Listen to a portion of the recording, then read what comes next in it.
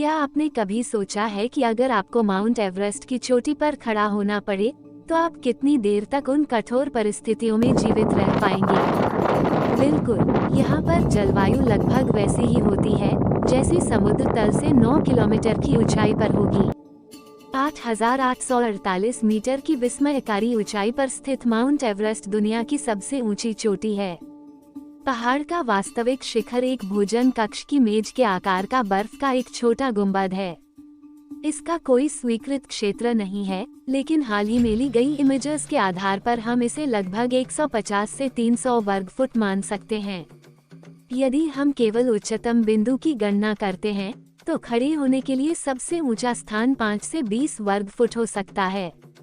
हिमालय पर्वत पर्वतारोहियों के लिए एक चुनौती प्रस्तुत करता है। माउंट एवरेस्ट की चढ़ाई को प्रभावित करने वाले सबसे महत्वपूर्ण कारकों में से एक इसकी चरम जलवायु है। अल्पाइन क्षेत्र से ऊपर क्षेत्र को डेथ जोन कहा जाता है, जो लगभग 8,000 मीटर से शुरू होता है।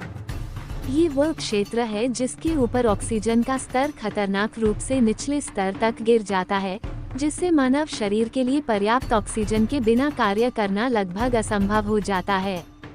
डेथ जोन में तापमान -40 डिग्री सेल्सियस तक गिर सकता है, जिससे पर्वतारोहियों को बहुत अधिक चरम स्थितियों का सामना करना पड़ता है।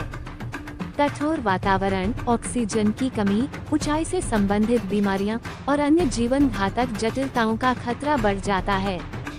लेकिन माउंट एवरेस्ट के एकदम शिखर पर जलवायु बहुत ही दुर्गम है। तापमान -60 डिग्री सेल्सियस तक गिर सकता है, जिससे हवाएं और भी ठंडी हो जाती हैं।